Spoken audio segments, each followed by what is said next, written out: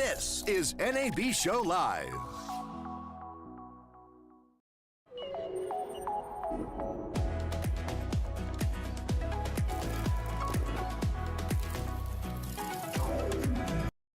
My favorite people in Hollywood. First, I want to introduce Spencer. Spencer, you can tell us about yourself, a former CTO of Sony Pictures. Yeah, I come out of the data communication industry, but I've been in technology in the studios for about 20 years now, working both in production and in the general technology the studio uses, pretty much everything except for the IT department. Very nice. And our friend David from ORock. Tell us what you're doing over at ORock and all that good stuff. Thanks for having me. I'm sorry, what was the question, Steve? It's hard for me. Tell us what you're doing over at ORock. Sure, I'm the general manager of ORock Media. ORock Media is a special purpose cloud with a high level of security that is dedicated to the media and entertainment industry. Very good. So, again, why do we need a rock solid storage system that's a Fed sort of certification compared to the current storage systems? Well, security is becoming more and more important, and there's a lot of concerns about piracy. There's actually been a lot of hacking attempts and a lot of hacks on media companies. Not all of them are as public as what happened at Sony, but not Spencer's fault, by the way. Not Spencer's fault at all, but yeah. but it does go on, and there's a serious number of hacking attempts on a daily basis. So what ORock Media is doing is taking that level of security that is used in government, the Department of Defense, the military, which is what's known as FedRAMP certified security, and we're bringing that same level of security controls to the media and entertainment business so everybody can rest a little bit easier. So, Spencer, tell me how ORock differentiates itself when you're sitting at a studio and you're looking at how to store stuff. Why would you consider a company like ORock? What differentiates it? Well, going back to what David's saying, right, the industry, every part of the industry, whether it be production or it be news organizations, there's a tremendous amount of threat out there for them, and some very serious attacks are launched, both to get the content, as was the case with, for example, Orange is the New Black. But in Europe, we've seen some pretty significant hacks of news organizations. TV5 Monde, for example, is a big example of that. For a large company, a big corporation with a very strong InfoSec department, they have the resources internally to deal with this because they've got all the different mix of skills they need. But when you start going down to a smaller organization or one that does not have a massive InfoSec department, going to a platform such as ORock is giving you more services. First of all, it's more solid. You can know it's more solid because of the FedRAMP approval, the quality infrastructure there. But then the services on top of that will take care of the security for you. Those are all really important things. Interesting. So David, what do you see as the biggest risk of storing content? Having it stolen, I think. that would be a big risk, but again, how would you guys differentiate about that? Well, it's about the security controls. So we have our own network operations center and security operations center. The person who runs it was serving a similar function for the U.S. government. He's a retired colonel. And we're treating this very seriously in the entertainment space because the amount of damage that can be done, let's just say a single movie, with a $200 million budget or more these days, gets stolen and gets released before its time. That's a significant amount of revenue that a studio is going to lose, plus what happens to their reputation. A lot of it is their stock value. It's there's a lot of ripples when content is stolen. So Spencer, can you give us an example of your typical workflow in a studio using an ORock type of storage? What would that look like? So I think the really interesting thing at this point is that those typical workflows are changing. We're in a great deal of flux. At this point, though, many workflows are contained within multiple data centers, but they may not be necessarily the corporate data center. They may be something that's been set up by the production. And what we're seeing now is this movement to move all that work into the cloud. And when you move it into a secure cloud platform like ORock, you're reducing the attack surface. And I think that's what makes the threat manageable, right? Is the smaller the attack surface, you've got less things to guard. And if you've got the right people to help you guard them, you're much better off than where we've been traditionally. That makes sense. So Dave, how secure is secure? I mean, how do you define secure? I look online and they say my stuff's secure. I define secure in degrees. I think that theoretically, one could say that anything is hackable, but you want the most security that you can possibly have. So it's about, the number of security controls that are built into it. It's also about federating a security policy that a studio may have. I mean, that's one of the things about ORock that you don't get with the hyperscale clouds, where in our case, included, a studio can say, hey, these are our policies, this is what we want to see in the cloud, and it's done because we have our own knock and sock. We've talked to studios that are spending a lot of money to layer their own security policies on top of an AWS cloud. So, I deal with a lot of cloud service providers, and they tell me they have responsibilities. So how would your responsibilities be different than a typical cloud service provider's responsibility for security? Can you give me an example of that? Well, Spencer's done, kind of an analysis of, the responsibilities in terms of our service, so I'll let him answer that. So I think it's a question of how much can ORock or ORock and its partners together do for the customer. Right? It goes back to what I was saying, is that if you've got an extraordinarily large corporate-sized InfoSec department, you may need less assistance. But there's only a few studios, fewer every day, and there are companies that require that assistance. So the tools that ORock has available, that either ORock or their partners will actually operate, right, is where that level of security comes in. Now, nothing is unhackable. It would be foolish for anybody to sit here and say, particularly me, it can't be hacked. But the question is, can we produce the tools? Can we produce a very secure environment to start with? But then can we have the tools that fundamentally the next level of defense is actually being able to detect something is amiss or something is potentially amiss. You're under attack or you've been penetrated. And that's where ORock's tools, either their own tools or coupled with their partners, that's where they can really add a difference to this. So obviously it's multi-level security. You make the wall as big as you can, but you've got to know that somebody got over it, as indeed they may. So I remember in the old days, people were really crazy about tangible assets. A photographer would hate to, give the film to someone unless he knew where that thing was. So in this digital world, do you know where that data is? Actually, we know where it is at all times, right down to the rack. It's not just somewhere in the world. No, there are hyperscale services that will not be able to tell you where your data is located. We're a boutique, and in our case, we can tell you exactly where it is, and it's going to be here in the United States too, because that's where we store our data.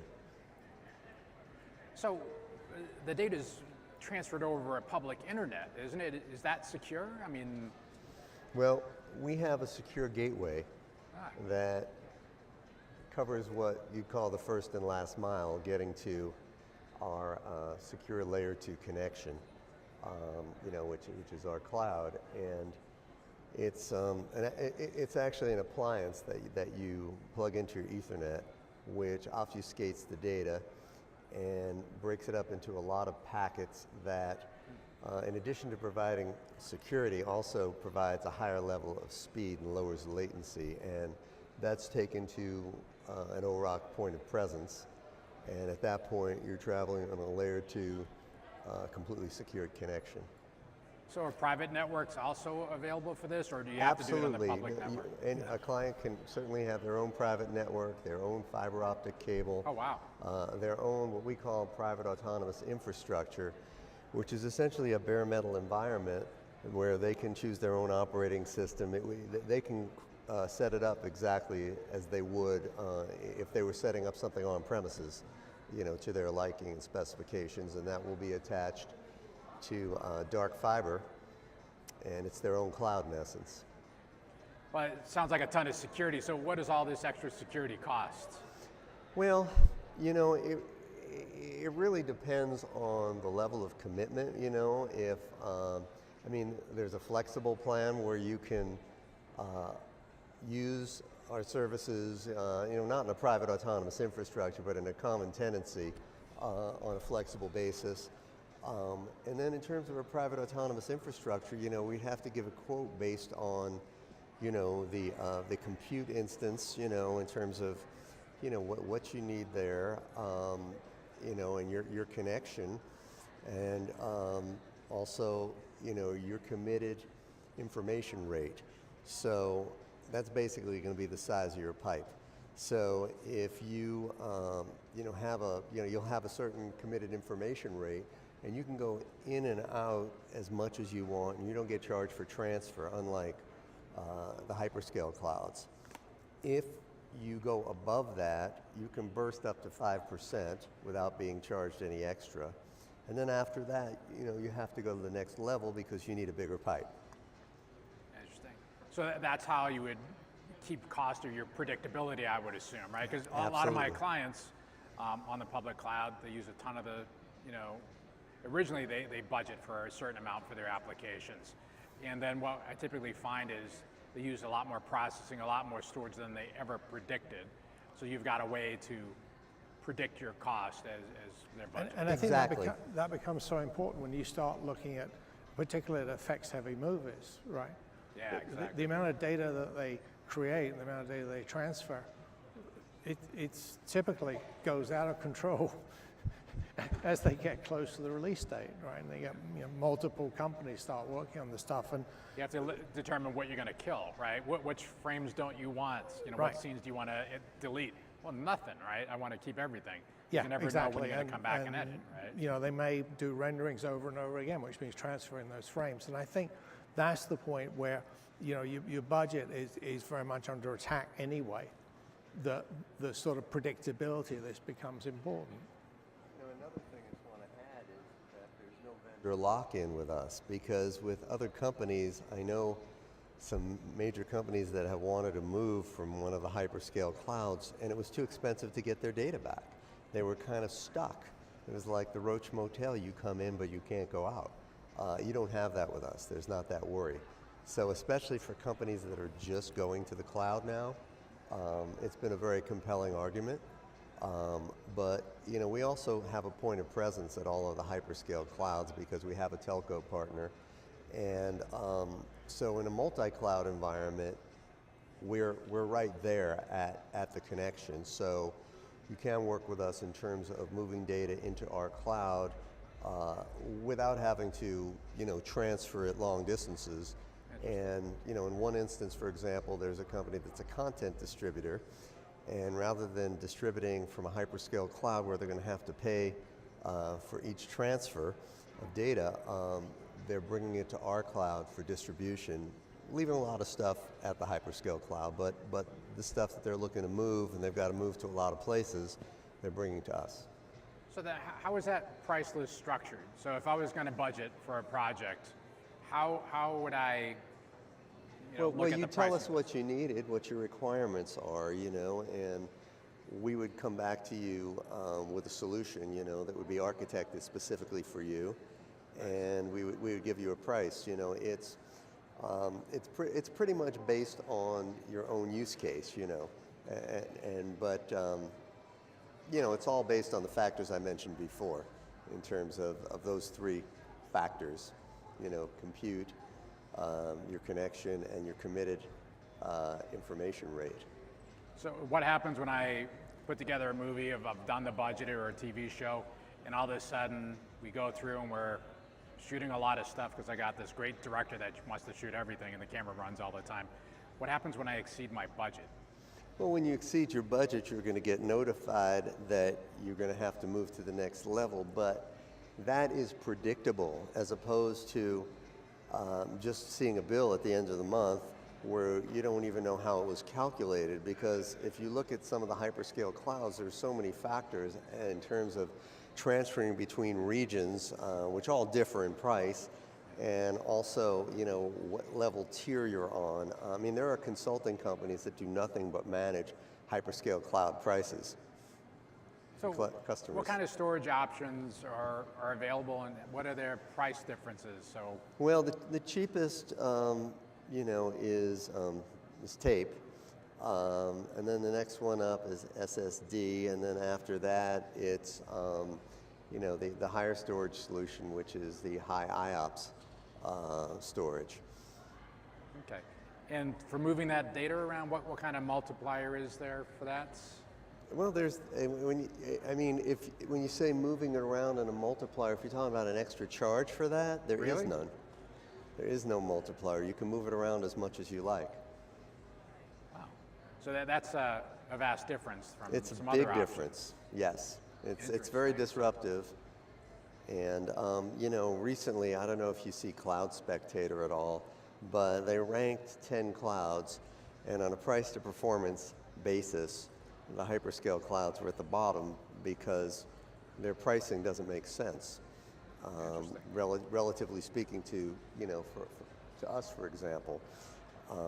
So probably we're going to cause some change in the industry, I imagine. So say, you know, I had a very accounting-focused business. Is there like a flat rate option available where I said, look, I got this much budgeted for secure storage? Sure. and I mean, that's as it? long as Really? you stick to what you are going to be, you know, you say, look, this is what I need. This is as much data as I'm ever going to transfer, and I'm going to be consistent, and I want a flat rate. Yeah, you know, if all of a sudden you doubled, tripled, or quadrupled that, it would have to be different, you know. But it would be flat otherwise, and you could take it in and out, you know, ingress and egress as much as you like, and there'd be no extra charge. So Spencer, I mean, you know, Hollywood's been doing the exact same thing for 100 years. So how do you integrate something like this? I mean, it seems like it's a mountain to move in essence. Well, I think the thing really is that the secure connections that ORock's got really allow you to, however you've integrated it in your own data center or the storage you've got in the back room of the near set facility, however you've done that integration, that can be moved straight over to ORock. What you're doing there is simply adding in this highly secure, very low latency connection between wherever you and your workstations are and the storage. So it is a very, I wouldn't say easy, I never say easy, very straightforward. Just code. It's easy, just code. Oh, actually, I didn't know, I didn't say easy, but yeah, it's a very straightforward integration. It's not that difficult. So I can just imagine it as, I think secure storage, I think of security, I think of my computer, and I'm just thinking, how do you make that workflow invisible? Because for my stuff, you know, it's very visible. It slows down workflows. How is a secure transfer in a production workflow? What does that work like? So, how do you not piss off the editors and folks like that? Well, I think that, you know, any technology used in entertainment, the first thing is that it should not get between the storyteller and them telling a story, however that manifests itself. And that's a key part of technology in this industry. But I think if you look at the security aspect of it, the more you can build into the infrastructure, then you can reduce the upper layers to the absolute minimum that's required. But for example, you know, the method you do for account verification, for two-factor authentication, how you might integrate with an AD, that's going to become a matter of policy, and there are good ways of doing that, and there are ways of doing that will piss people off. But at that point in time, you're really up into the security policies that really are the responsibility of the customer. ORock is providing the platform, the foundation onto which those security policies can be built. Interesting. You know, we started out editing, cutting film, and then splicing it together, and we moved to this amazing technology called nonlinear editing and actually using a computer to do that. So as we go forward, do you envision these workstations being in the cloud? And if so, how does this kind of storage work together in that model?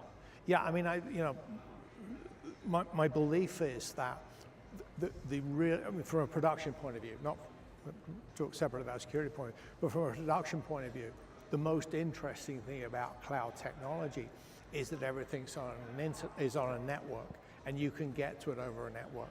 So that means you can put your data anywhere. You have some mechanism for locating it, and with appropriate security guarantees around that.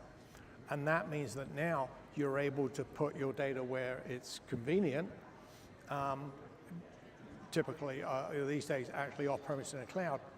And that's the first step. Now, the second step here is now move the applications to the data, right? And a key part of that is going to be the very low latency that you need. I mean, I've seen an editor of a show, and it's very difficult to build a system for him, even just using a SAN, but he could stop on the frame he wanted for something that was playing at, 30 frames a second. He'd hit the key and it would just stop where you wanted it. We're talking about editors that have got reactions that would put a Twitch gamer to shame, right? That's where the latency really needs to be very, very short there, getting down to the point where they would have had with locally attached storage. That's a key part of it. So David, in 30 seconds wrapping up, what do you want our viewers to know about ORock? What's the takeaway? 30 seconds. The takeaway is that if you utilize the ORock cloud, you're going to get several things that you won't get elsewhere. One of them is a higher level of security right off the shelf. Secondly, you're going to have a lower level of latency. Third, you're going to have a better pricing model for the transfer of data. And fourth, you're going to have a degree of customizability and white glove treatment that you won't get anywhere else. And Spencer, 30 seconds, your bet on the future technology in Hollywood in the next 5 years is what? I think what we're seeing now is, first of all, we're starting to see production in the cloud. I think that will go on, and as I said, the applications. I think the next thing that comes along enabled by that is going to be virtual production, and there you're probably going to do the effects before you go out and do the live shoot. That's why having a very secure, very high-speed access, low latency access to a cloud infrastructure is really important. Thank you very much. And again, gentlemen, thank you so much for coming to NAB Live. We'd really appreciate you. Again, my two favorite guys in Hollywood, so thanks for coming out. Thanks for having us. Thank you, Steve. Of course. Appreciate that. And that's it for us. Please tune in to the next show. Thank you very much for joining us at NAB Live.